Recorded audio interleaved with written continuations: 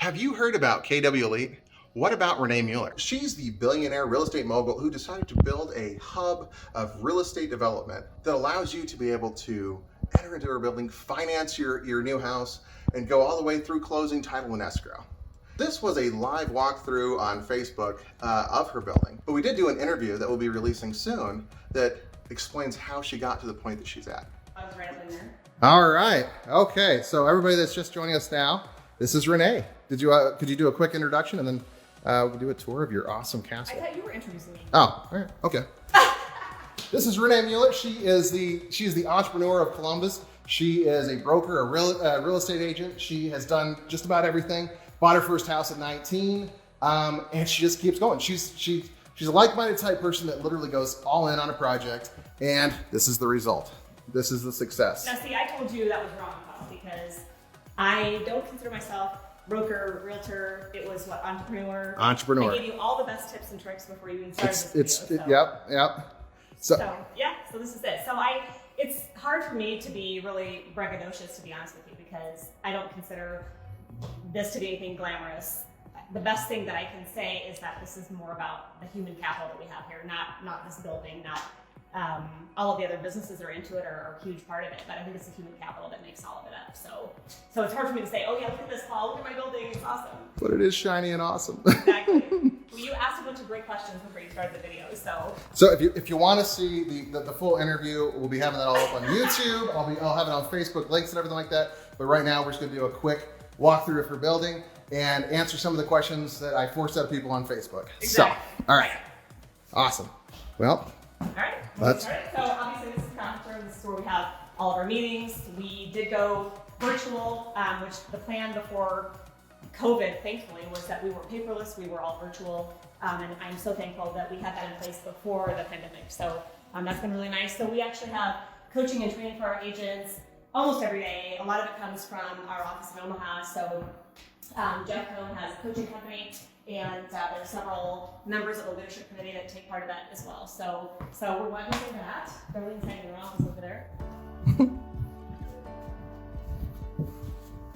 And again, all of these offices are not meant to be huge private offices for the agents. This is awesome. Just a way that they can have their little space.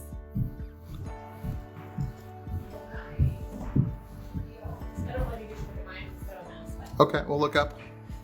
We'll look at the rewards. We'll look at all the awards and fun stuff. Wine, lots of bottles of wine. Yeah. No, I'm just kidding. So this is just our agent's little center over here where their mailboxes are, shredder, copier, all that good stuff. So you can see Melinda's probably in her office over here too. Is Melinda shy? Check out these awesome doors too. Melinda's our operations manager, so she does the bookkeeping for all the businesses, monthly P&L, pretty much everything that's here. 7 tenants, and that's one thing I was going to tell you I'm most proud of, is that we have brought 7 new businesses to Columbus. So in this building, which I love, like I said before you even started the video. Right. It's really all about the growth and making sure that Columbus is growing and expanding. And being part of that is truly something that I'm passionate about. So what are the 7 businesses? We'll show you. Okay, all right. So let's see, we'll go this way. This front here. Again, these are not meant to be super private, but they're involved. These are awesome. One of our top agents. Oh, Darlene escaped. There she is. Say hi, Dar. Hi. I don't know where the admin staff is. So. Check out this. This is what a proper dome looks like. What? A proper dome. We have a holodome, and it is nowhere close to presentable, especially nothing like this. You're awesome. Yep. City made us put an elevator in, so we use it every day. Right? Nice.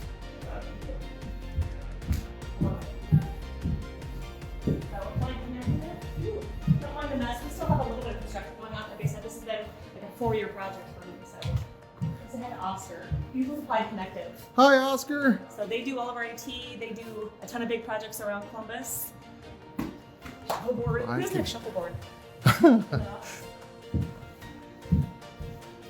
So property management division is over here. Check this out. Look at this. Don is gone. Rachel is in her office, but she's on call. So Rachel has a coaching company as well. She does a lot of business startup, and that's one thing. I don't know how much you kept track of how many business startups were coming open during the pandemic, even. But there's a lot of startup businesses. So she does quite a bit with that's awesome. like female-owned entrepreneur, so she did really well. And the other thing that I really wanted to try to make sure of is that the businesses that were going into this building really collaborated well together. So, you know, we were going to put, like, let's say a salon in here or something that was not related to real estate somehow. That's the awesome. only thing that is a little bit different would be the bagel shop. So, Well, you gotta have bagels.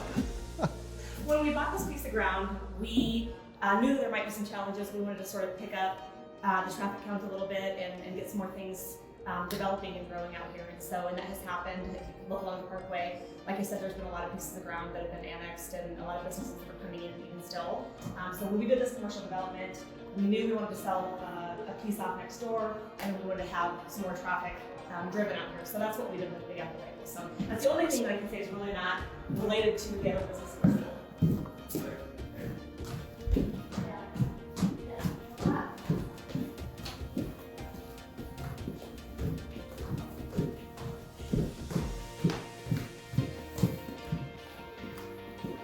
Always has commercial furniture. Let's see if Dan's available.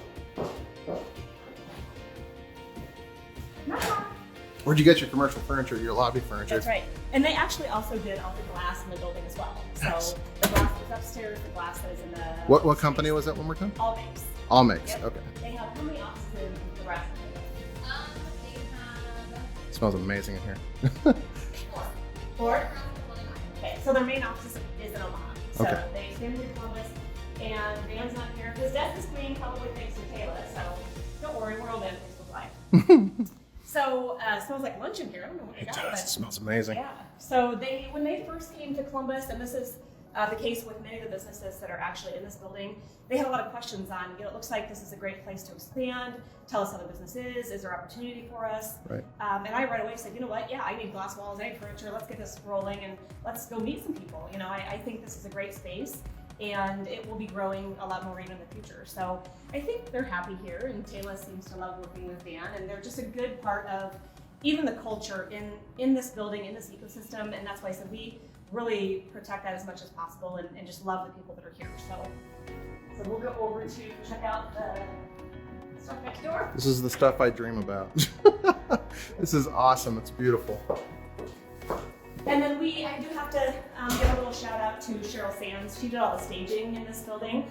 And again, there are a few messes here and there. We still have some construction taking place, some painting that's being done. But Cheryl Sands did all of the little staging materials you see here and there, other than like this furniture here, which is all made. So, and this space was just finished not too long ago. Nice. They just moved in, so I know they have a little bit of work to do. They've got a front desk that's coming in, and I'm gonna have to interrupt too many of them that are in here, but we're gonna see who's here. We'll just surprise them. Hi, Jules. Say hi to Paul. Julie's with Charter, so we're Hi. here. Hey, how are you? I'm just saying hi to everyone. And Donna, she's hard at work, so we'll bother her, but hey, we've got a great space set up out here, so. Beautiful view too. I gave them no forewarning. Yeah, the views are nice. I think that's what I like most about upstairs. But so yeah, all makes put these in. We do have the availability to reserve these conference rooms. This is actually all on the cloud, so we can do. Who did the AI? Who did the? What do you think? Well, Applied Connective. Okay. And that's why I said all the businesses really have worked very well together. That's because. awesome.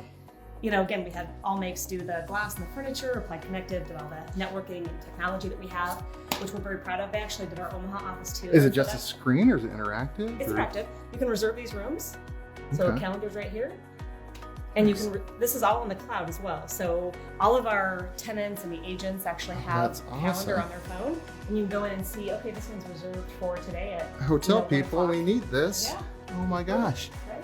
this is cool. And they're again, they're just the printer scanners. All Makes did all these, which is really cool. And All Makes is here in Columbus then. Yeah. They're Okay. Omaha, Columbus. Their main office is in Omaha. Any in Lincoln? I think they do have one. Okay, All Makes. So a lot of the buildings that we have, we put the tenants in them that, like I said, they're going to collaborate really well together. This one does not have the branding done quite yet. We're going to go in here. This one can be reserved. All of this. That's awesome. Nice. So you can just see that this one's Here's my reserved until future 4. office. Look at that, guys. That is awesome.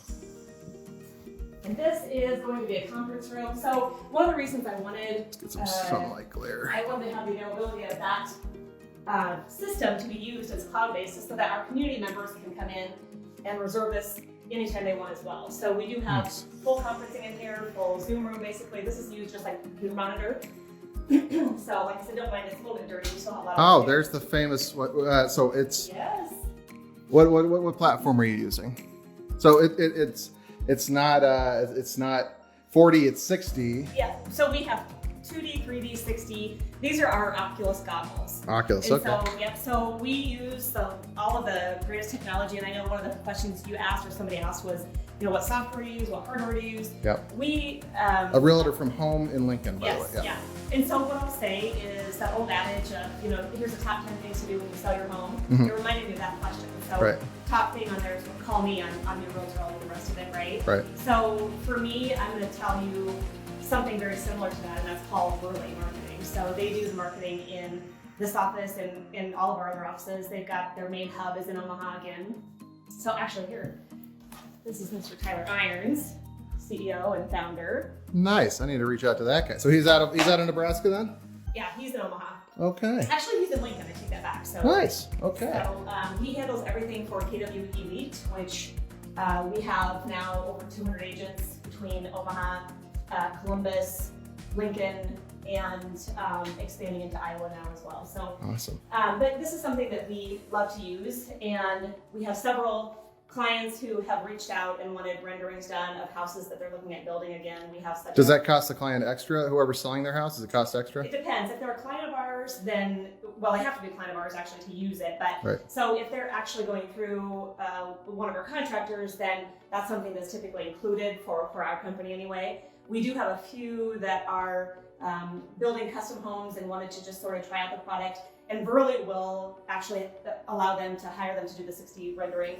That's awesome. It all goes through our company, so that's sort of a long way to say it all. Do you see this as the future? Okay, so Stacy Harderink from Lincoln, she's sold 2 houses for me. She's a great lady.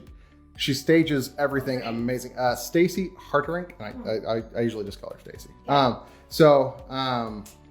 She did a lot. She said she did 10 virtual sales last year through Facebook, Facebook Live, Facebook View, or something like that. Yeah. Do you see this being the future, or do you think now that restrictions are easing up that this is going to probably? What do you think? I think the pandemic honestly only accelerated the need to be in the virtual space to use that sort of technology. And it was here before the pandemic. It's definitely here now. So if you look at all again, we talked about the startups. If you look at the startups, if you look at all the acquisitions of the tech companies, I mean, Slack was purchased for $27 million by Salesforce. Most recently, we had Zello. That was another question. Okay, Cheryl from Lincoln.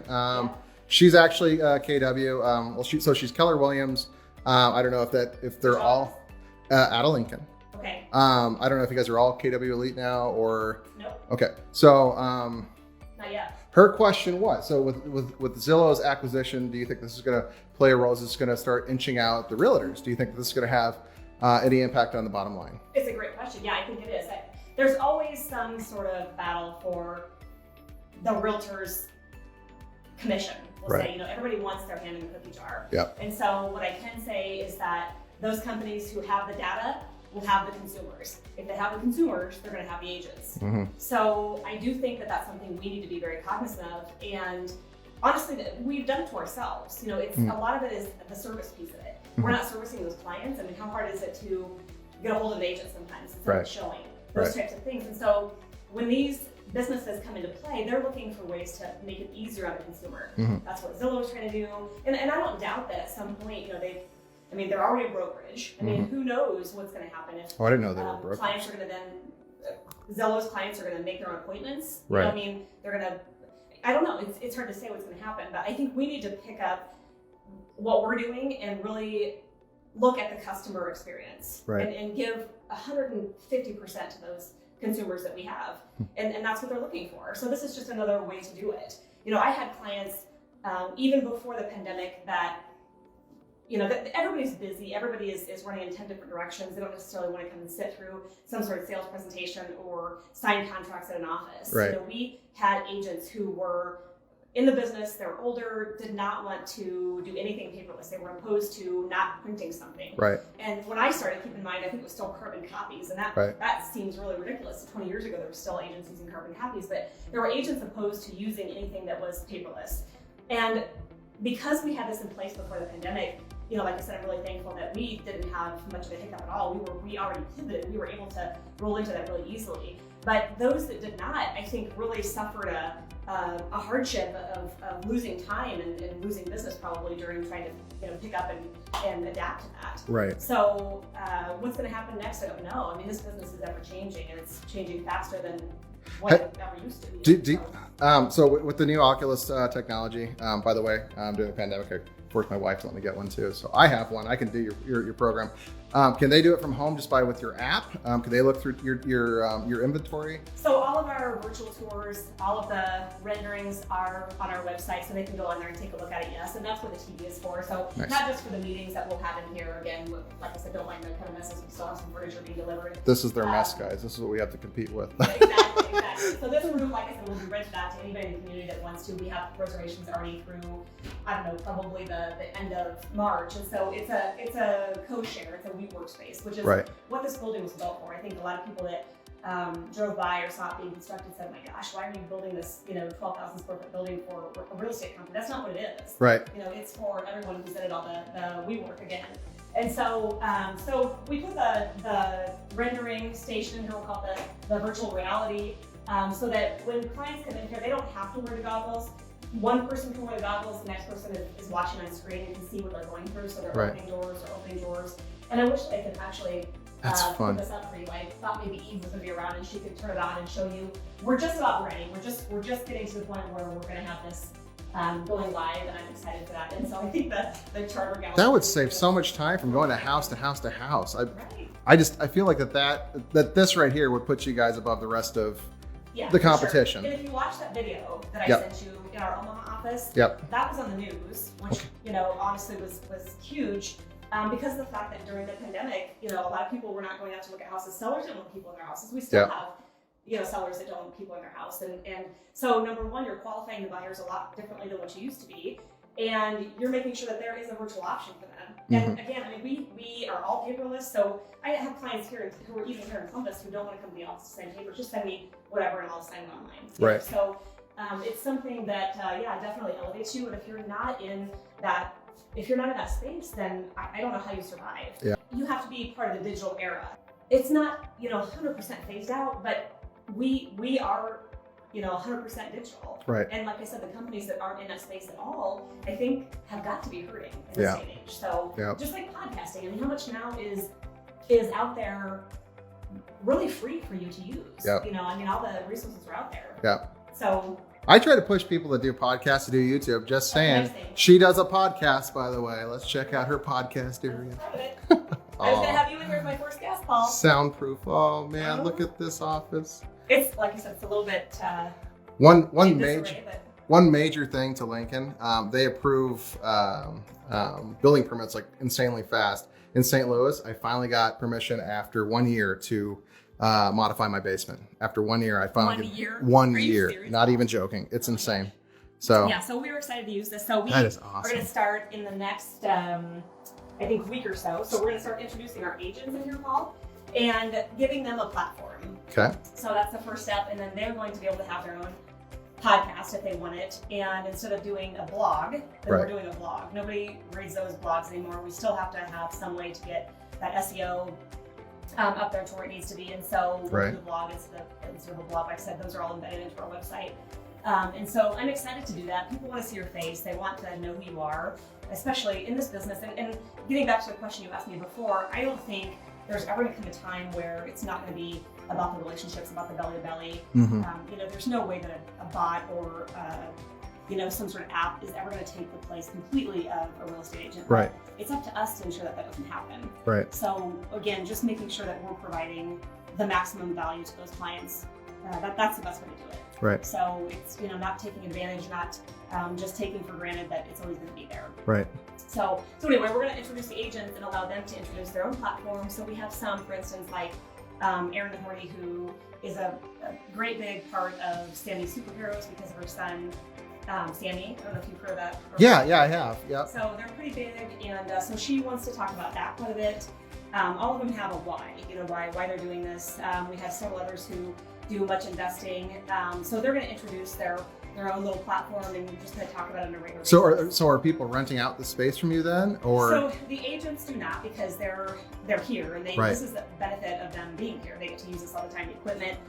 Eve runs most of the equipment here. She does the scheduling, and then we have the editing done by Burley. Like I said, this is all sent to Omaha. So then the tenants can actually do the same sort of platform, and they will actually have to rent the equipment, this particular room. Right. But I think a lot of them would like to do their own as well, try to do something in the way of just being out there more in the public. And the public, though, can rent this out as well. So for those of us stuck with massive pieces of commercial property, I don't say stuck. I mean, we have the benefit of. Yes. So we're trying to figure out how to multi-purpose stuff, how to be able to section it off. This is a great idea. I love this. I mean, whatever. Exactly. Like I said before, if I have to live here, that was always my plan to have, a sort of a I love that strategy, a plan B. But to me, there should be I've talked to brokers and investors in larger areas, the East Coast, New York. A lot of those commercial buildings are being repurposed to multifamily. Yep. Now maybe there's still a lack of people that are going to live in the multifamily in those places, but you just have to find a way to. We've been trying to figure out how to pivot, what our plan is, going forward, and we're kind of basically splitting into maybe 3 or 4 different businesses, and that's kind of what we're going to be doing. But again, it's all up in the air. ADHD, I change it daily, so yeah. I mean, honestly, again, there's several initiatives. What would you rent this for? Do you mind giving that information out? If I had a great idea on that, I'd probably tell you, Paul. We should have that fairly soon. Okay. I would love to know what the market rate is of something like this, because I'm gonna have to build something like this for myself anyway. Well, I'll tell you market rates as far as commercial rent goes in Columbus. That hasn't gone down at all. But do you rent this by the hour, by the? I'm gonna rent it by the service probably. So okay, it'll have like one of those check-in things like you have. Exactly. Right? Okay. Yeah. So this is not gonna be. So most of the spaces in this building, of course, are rented per square foot.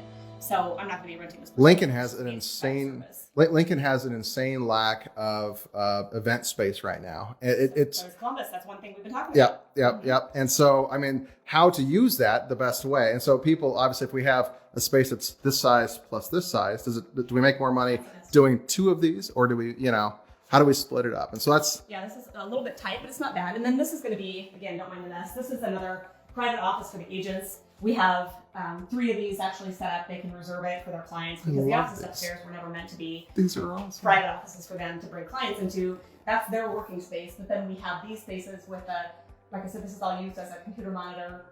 So it's easy enough. You can have a Zoom call in here with another office, or anybody. So that's great. It works good. And then who doesn't have a Peloton, in their office too? I finally got one. Yeah, this is one of my favorite spaces.